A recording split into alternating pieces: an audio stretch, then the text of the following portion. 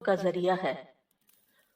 दुआ में इंसान अल्लाह ताला से जब मुनाजात करता है तो अपने दिल के गम, दुख और तकलीफ की फरियाद कर रहा होता है, अपनी मोहताजगी और अपनी बेचारगी का इजहार कर रहा होता है। सारी बड़ाई अल्लाह सुब्हानो ताला के लिए है और बंदा तो कमजोर है, बंदा तो मोहताज है, फकीर है, जरूरतमंद है। हम अपनी जिंदगी के हर मरहले में दुआओं के मोहताज होते हैं। अल्लाह सुब्हानो ताला से मांगना कभी खत्म नहीं होता, हर हाल में मुसलसल जारी रहता है। ये अपने रब के साथ एक दिली ताल्लुक का नाम होता है। इसलिए जब हम ये महसूस करते हैं कि हमारा रब करीब है, हमारा रब हमें जवाब देता है, तो फिर हमें ज्यादा से ज्यादा दुआ करने का शौक पैदा होता है हमारे अंदर, और हमें ज्यादा से ज्यादा इस बात की तलब और तड़प होती है कि हम अपने रब से खूब खूब मांगे। तो हमारा रब हमारे करीब है, हमारा रब हमारी पुकार का जवाब देता है। इरशाद बारी ताला है, इन्ना रब्बी करीब मुजीब। इसको पूरे एहसास के साथ, शौक के साथ, मोहब्बत के साथ कहें, इन्ना रब्बी करीब मुजीब, पूरे यकीन के साथ, ताकि आपकी दुआओं के अंदर एक असर पैदा हो जाए, दुआएं कबूल हो जाएं। दुआ मांगने के आदाब में से ये है कि इंसान सबसे पहले अल्लाह सुब्हानो ताला की हम्दो सना बयान करे। इब्न मसूद रजी अल्लाह अन्हु कहते हैं, जब कोई आदमी अल्लाह से सवाल करने का इरादा करे, यानी दुआ मांगने का इरादा करे, नियत करे, तो पहले वो अल्लाह की ऐसी हम्दो सना बयान करे जो उसके लायक है, फिर नबी सल्लल्लाहु अलैहि वसल्लम पर दुरूद भेजे, उसके बाद दुआ करे। तो गोया पहले अल्लाह ताला की तारीफ, फिर दुरूद शरीफ, और फिर अपनी हाजत और अपना सवाल। बस इस तरह करने से मुमकिन होगा कि वो कामयाब हो जाए, यानी उसकी दुआ पूरी हो जाए। मुस्नद अहमद की एक रिवायत में आता है, रसूल अल्लाह सल्लल्लाहु अलैहि वसल्लम ने एक आदमी को नमाज में दुआ करते हुए सुना कि उसने न अल्लाह अज़्ज़ा व जल्ला का जिक्र किया और ना ही नबी सल्लल्लाहु अलैहि वसल्लम पर दुरूद पढ़ा, यानी जो आखिर में हम अत्तहियात में पढ़ते हैं। तो रसूल अल्लाह सल्लल्लाहु अलैहि वसल्लम ने फरमाया, इसने जल्दबाजी से काम लिया। फिर उसे बुलाया और उसे और दूसरों से फरमाया, जब तुम में से कोई शख्स नमाज पढ़े तो पहले अपने रब की तारीफ व सना करे। तो हम नमाज शुरू करते हैं अल्लाह अकबर कहकर, तो सबसे पहले हाथ बांध कर क्या करते हैं, सुब्हानक अल्लाहुम्मा व बिहम्दिका व तबारक अस्मुका व तआला जद्दुका, अल्लाह ताला की तस्बीह बयान करते हैं, हम्द करते हैं, अल्लाह ताला की बड़ाई बयान करते हैं। उसके बाद सूरत अल फातिहा पढ़ते हैं, तो वहां भी अल्लाह ताला की सबसे पहले हम्द व सना करते हैं, अल्लाह ताला की सिफात का जिक्र करते हैं, फिर उसके बाद दुआ मांगते हैं। इसी तरह जब हम नमाज का इख्तिताम कर रहे होते हैं, तो नमाज के इख्तिताम पर भी हम अल्लाह ताला की तारीफ के बाद फिर हम दुरूद शरीफ पढ़ते हैं, और नमाज के बिल्कुल आखिरी हिस्से में फिर जितनी चाहे दुआएं मांगे, फिर दुआएं कबूल भी होती हैं। तो ये नमाज के एंड पर, यानी पहले हम्दो सना, अल्लाह का जिक्र, तस्बीहात, जैसे रुकू में तस्बीह और फिर रुकू से उठते हुए अल्लाह ताला की तारीफ, और फिर मुख्तलिफ यानी अरकान अदा करते हुए बार बार अल्लाह अकबर का कहना, और फिर उसके बाद ये कि जब सारे काम पूरे हो जाते हैं तो फिर अल्लाह ताला से मांगा जाता है कि अल्लाह ताला तू हमें अता कर। तो जिसने पहले अपने रब की तारीफ की, फिर नबी सल्लल्लाहु अलैहि वसल्लम पर दुरूद पढ़ा और फिर उसके बाद दुआ की, तो उसकी दुआ कबूल होगी। जहां तक अल्लाह सुब्हानो ताला की तारीफ का, हम्दो सना का ताल्लुक है, तो उसमें हम कुरान मजीद की तरफ अगर रुजू करें तो सबसे बेहतरीन सना और दुआ और अल्लाह ताला की तारीफ का आगाज सूरत अल फातिहा से होता है।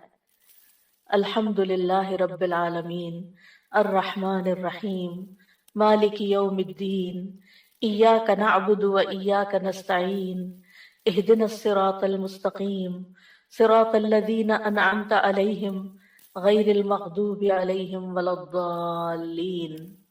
सूरतुल फातिहा अल्लाह ताला की हम्दो सना पर मुश्तमिल सूरत है। रसूल अल्लाह सल्लल्लाहु अलैहि वसल्लम ने फरमाया, अल्लाह ताला फरमाते हैं, और ये हदीस कुदसी है, कि नमाज यानी सूरतुल फातिहा मेरे और मेरे बंदे के दरमियान निस्फ निस्फ तकसीम कर दी गई है, और मेरे बंदे के लिए वो है जो वो मांगे। جب بندہ الحمدللہ رب العالمین کہتا ہے تو اللہ تعالیٰ فرماتے ہیں میرے بندے نے میری حمد بیان کی. تو گویا سورۃ الفاتحہ میں سب سے پہلے ہم کیا کرتے ہیں؟ قرآن مجید کے آغاز میں الحمدللہ کہتے ہیں، تعریف سے بات شروع کرتے ہیں. پھر فرمایا اور جب وہ الرحمن الرحیم کہتا ہے تو اللہ تعالیٰ فرماتا ہے میرے بندے نے میری ثنا کی، یعنی میری تعریف بیان کی. اور جب وہ مالک یوم الدین کہتا ہے تو اللہ تعالیٰ فرماتے ہیں میرے بندے نے میری بزرگی بیان کی، یا فرماتا ہے کہ میرے بندے نے اپنے کام میرے سپرد کر دیے. اور جب وہ ایاک نعبد و ایاک نستعین کہتا ہے تو اللہ تعالیٰ فرماتا ہے یہ میرے اور میرے بندے کے درمیان ہے، اور میرے بندے کے لیے وہ ہے جو اس نے مانگا ہے. میرے بندے کے لیے وہ ہے جو اس نے مانگا ہے. تو گویا قرآن مجید کی پہلی صورت میں ہی ہمیں مانگنے کا ادب سکھا دیا گیا کہ مانگنے کے لیے سب سے پہلے اللہ تعالیٰ کی حمد و ثنا کرو، اللہ تعالیٰ کی تعریف بیان کرو. اور پھر ایاک نعبد یہ دعائے عبادت ہے، و ایاک نستعین دعائے مسئلہ ہے، جس میں ہم اللہ تعالیٰ سے مدد چاہتے ہیں زندگی کے تمام کاموں میں. اور پھر جب بندہ اہدنا الصراط المستقیم آخر تک کہتا ہے تو اللہ تعالیٰ فرماتا ہے یہ میرے بندے کے لیے ہے، اور میرے بندے کے لیے وہ ہے جو اس نے مانگا. اور یہاں ایک اور بات قابل غور ہے کہ مانگنے کی چیزوں میں سب سے پہلی چیز ہدایت ہے، رہنمائی ہے. دین کے معاملات میں بھی، دنیا کے معاملات میں بھی ہم ہر قدم پر اللہ تعالیٰ کی رہنمائی کے محتاج ہیں. ہم بہترین گائیڈنس وہیں سے لے سکتے ہیں. اور جب ہم دن کی ہر نماز کی ہر رکعت کے اندر اللہ تعالیٰ سے ہدایت مانگتے ہیں اور اللہ تعالیٰ ہماری دعا قبول کر کے ہماری رہنمائی کرتے ہیں، تو آپ سوچئے کہ زندگی کا یہ سفر کتنا خوبصورت ہو سکتا ہے، اور پھر اس کا اختتام کتنا خوبصورت ہو سکتا ہے، اور پھر اس کا انجام کتنا پیارا ہو سکتا ہے. لہٰذا اللہ تعالیٰ سے ہم سب ہدایت مانگتے رہیں. اور ویسے بھی آپ دیکھیں کہ سورۃ الفاتحہ پڑھنے کے بعد جو دعا کی جاتی ہے وہ دعا قبول ہوتی ہے، یعنی یہ قبولیت دعا کی بھی علامت ہے. ابن عباس کہتے ہیں کہ اس دوران کہ جبریل علیہ السلام نبی صلی اللہ علیہ وسلم کے پاس بیٹھے ہوئے تھے کہ اچانک انہوں نے اوپر سے ایک آواز سنی تو آپ نے اپنا سر اٹھایا. جبریل علیہ السلام نے فرمایا کہ یہ آسمان کا ایک دروازہ ہے جسے صرف آج کے دن کھولا گیا ہے، اس سے پہلے کبھی نہیں کھولا گیا تھا. پھر اس سے ایک فرشتہ اترا تو جبریل علیہ السلام نے فرمایا یہ فرشتہ جو زمین کی طرف اترا ہے یہ آج سے پہلے کبھی نہیں اترا. پھر اس فرشتے نے سلام کیا اور کہا کہ آپ کو 2 نوروں کی خوشخبری ہے جو آپ کو دیے گئے اور آپ سے پہلے کسی نبی کو نہیں دیے گئے، ایک سورۃ الفاتحہ اور دوسری سورۃ البقرہ کی آخری 2 آیات. جب بھی آپ ان دونوں میں سے کوئی بھی دعائیہ جملے پڑھیں گے، یعنی اہدنا الصراط المستقیم اور وہاں پر آمن الرسول کے آخر میں جو دعائیں آتی ہیں، تو آپ کو مانگی ہوئی چیز ضرور عطا کر دی جائے گی. تو اس لیے سورۃ الفاتحہ پڑھ کے بھی آپ دعا شروع کر سکتے ہیں، اور اسی طرح آمن الرسول جب پڑھیں اس وقت کی دعائیں بھی توجہ سے، اور اس کے ساتھ مزید دعائیں بھی. یعنی یہ دعا تو ہم مانگیں گے ہی اہدنا الصراط المستقیم. اور پھر آپ دیکھیے جب ہم پریشان ہوتے ہیں، ہم فکر مند ہوتے ہیں، ہم بیمار ہوتے ہیں، تو اس موقع پر بھی ہمیں رہنمائی کی ہی ضرورت ہوتی ہے کہ اب اس مسئلے کے حل کے لیے، اس بیماری کے علاج کے لیے، اس مشکل سے نکلنے کے لیے ہم کیا کریں. پھر اللہ تعالیٰ رستہ دکھا دیتا ہے اور ہم اس رستے کو اختیار کرتے ہیں اور اس مشکل سے باہر آ جاتے ہیں. تو اس لیے انسان کو ان دونوں چیزوں پر پورا اعتماد ہونا چاہیے. اور پھر آپ دیکھیے کہ حمد ہوتی کیا ہے؟ حمد اصل میں اللہ تعالیٰ کی تعریف کے لیے لفظ استعمال ہو رہا ہے یہاں پر، یعنی محبت اور تعظیم کے ساتھ اللہ تعالیٰ کا کامل وصف بیان کرنا، اللہ تعالیٰ کی تعریف بیان کرنا. کیونکہ اللہ تعالیٰ اپنی ذات، اپنی صفات، اپنے افعال، یہ 3 لفظ یاد رکھیے گا، اپنی ذات، اپنی صفات اور اپنے افعال یعنی کاموں میں کامل ہے، پرفیکٹ ہے. اس کے علاوہ کوئی اور ایسا نہیں کہ جس کے اندر کمال ہو. یہ کمال صرف اللہ تعالیٰ کے لیے ہے. اس لیے تعریف بھی اللہ ہی کی. وَلِلَّهِ الْحَمْدُ رَبِّ السَّمَاوَاتِ وَرَبِّ الْأَرْضِ رَبِّ الْعَالَمِينَ. کہ سب تعریف اللہ ہی کے لیے ہے جو آسمانوں کا رب ہے، زمین کا رب ہے اور سارے جہان والوں کا رب ہے، کیونکہ اسی نے سب کو پیدا کیا، زمین و آسمان اور جو کچھ ان کے بیچ میں ہے۔ اور پھر یہ کہ ہر نعمت جو ہمیں ملی اسی کی طرف سے، سب چیزوں کو پیدا کرنے والا خالق وہ، ہمارا بھی خالق وہ، اور پھر اس کے بعد ہمارا مالک بھی وہ، ہمارا رازق بھی وہ، جو کچھ بھی ہمارے پاس ہے، وما بکم من نعمت فمن اللہ، اسی کی طرف سے ہے، اس لیے سب تعریف بھی اسی کی۔ جب سب کچھ دیا اس نے تو پھر شکر بھی اسی کا ادا کرنا چاہیے۔ اور پھر آپ دیکھیے کہ ہدایت کا سبب جو کتاب اللہ ہے وہ بھی اللہ نے ہمیں دی، لہٰذا اس پر بھی اللہ تعالیٰ کی تعریف، تو اللہ تعالیٰ نہ صرف یہ کہ دنیا میں بلکہ آخرت میں بھی تعریف کا حقدار ہے۔ الحمدللہ الذی لہ ما فی السماوات وما فی الارض ولہ الحمد فی الآخرہ وہو الحکیم الخبیر۔ سب تعریف اللہ کے لیے ہے کہ جو کچھ آسمانوں میں ہے اور جو کچھ زمین میں ہے سب اسی کا ہے، اور آخرت میں بھی سب تعریف اسی کے لیے ہے، وہی کمال حکمت والا، ہر چیز کی خوب خبر رکھنے والا ہے۔ اور پھر اللہ تعالیٰ کی صفات کا جو ذکر ہے کہ کیوں نہ اس کی تعریف کی جائے، کیونکہ وہ تو مہربان ہے، رحمان اور رحیم ہے، اور اللہ تعالیٰ کی 100 رحمتیں ہیں جن میں سے صرف ایک اس دنیا کے لیے، باقی 99 آخرت کے لیے، اس لیے تعریف دنیا میں بھی اللہ کی اور آخرت میں بھی۔ اور پھر مالک یوم الدین بھی وہی ہے کہ جس دن ہمارے اعمال کا فیصلہ ہوگا، اس لیے تعریف اسی کی کہ اس نے یہ فیصلہ اپنے ہاتھ میں رکھا ہے، اور پھر ہم اسی کی عبادت کرتے ہیں۔ جس رب کی اتنی صفات ہوں پھر اس کی عبادت کیوں نہ کی جائے، اور اسی سے ہم مدد چاہتے ہیں، اور سب سے پہلے ہدایت چاہتے ہیں، اور پھر انعام یافتہ لوگوں میں شامل ہونا چاہتے ہیں، ان لوگوں میں نہیں جن پر رب ناراض ہے، اور ان میں بھی نہیں کہ جو بھٹکے ہوئے لوگ ہیں۔ تو سورۃ الفاتحہ میں جہاں دعا کا ادب بیان ہو رہا ہے وہاں اللہ تعالیٰ کی صفات کا بھی ذکر ہے، کیونکہ فَلِلَّهِ الْأَسْمَاءُ الْحُسْنَى فَادْعُوهُ بِهَا، سب اچھے اچھے نام اللہ کے ہیں، لہٰذا ان ناموں کے ساتھ اس کو پکارو، یعنی اس کی صفات بیان کر کے، اس کی تعریف کر کے اس کو پکارو۔ نبی صلی اللہ علیہ وسلم جب صبح کے وقت اٹھتے تھے اور تہجد کی نماز شروع کرتے تھے تو اس وقت سب جو ہاتھ باندھ کر دعا پڑھتے تھے، یعنی اذا قام من اللیل یتہجد قال، اس وقت کیا پڑھتے؟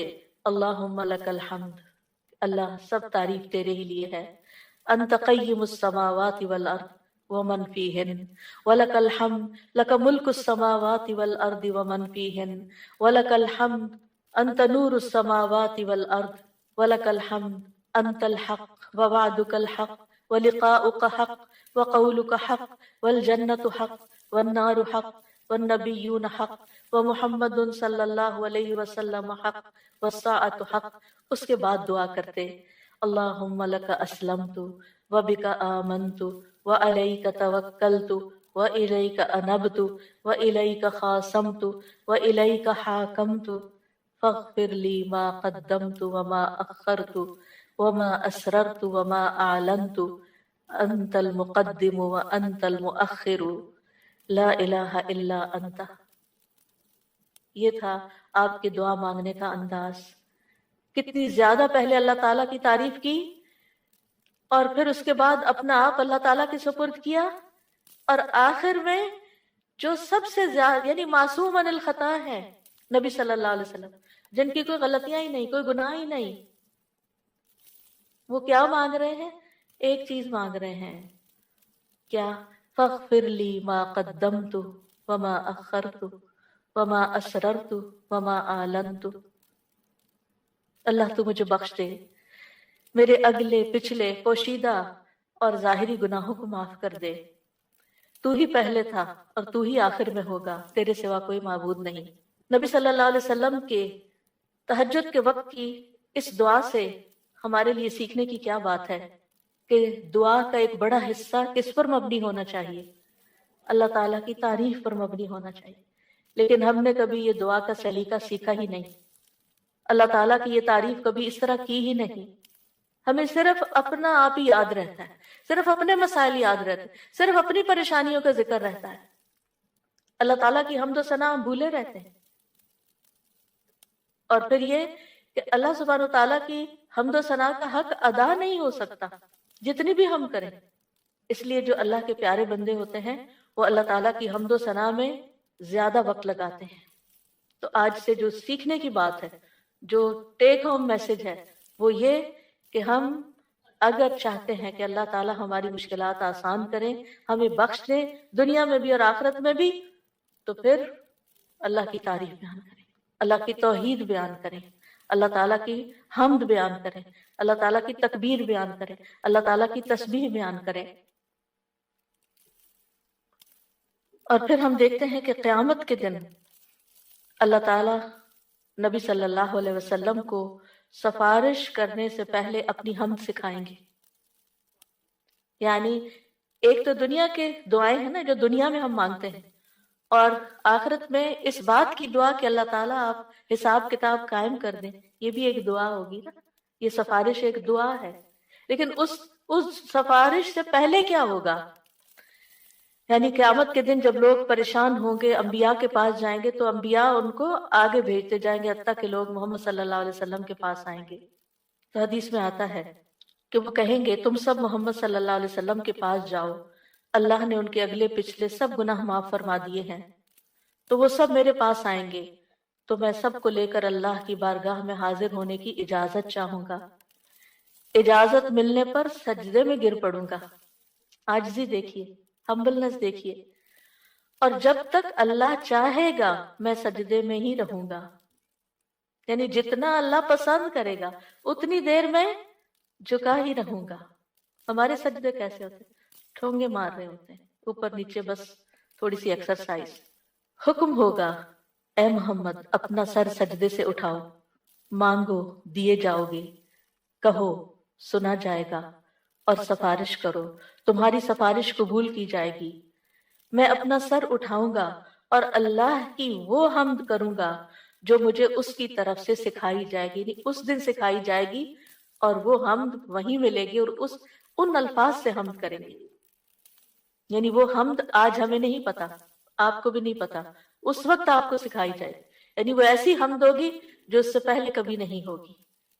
اور پھر اللہ تعالیٰ کی حمد کے بعد آپ دعا کریں گے اور پھر حساب کتاب شروع ہو جائے گا. کیسا ہے وہ دن جس سے ہم غافل رہتے ہیں، جس کو ہم بھولے رہتے ہیں. اگر اس دن کی فکر لگ جائے تو دنیا کی ساری پریشانیاں ختم ہو جائیں، سارے دکھ دور ہو جائیں، سارے مسئلے ہی ختم ہو جائیں، کوئی مسئلہ ہی نہ رہے.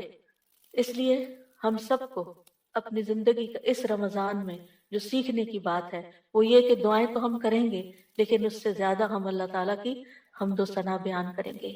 اللہ تعالیٰ کی حمد و ثنا کے دو حصے ہیں، ایک تسبیح ہے اور ایک تحمید ہے. اللہ سبحانہ تعالیٰ نے اپنی تسبیح اور تحمید دونوں کا حکم دیا ہے. سورۃ الحجر میں آتا ہے فسبح بحمد ربک، یعنی حمد کے ساتھ اور کیا کرو؟ تسبیح کرو. وَقُم مِّنَ السَّاجِدِينَ، اور سجدہ کرنے والوں میں سے ہو جائیں. سورۃ النصر میں آتا ہے فسبح بحمد ربک واستغفرہ انہ کان توابا. آپ اپنے رب کی حمد کے ساتھ اس کی تسبیح کیجئے اور اس سے بخشش طلب کیجئے، یقیناً وہ بڑا توبہ قبول کرنے والا ہے. سورۃ الواقعہ میں آتا ہے فسبح بسم ربک العظیم.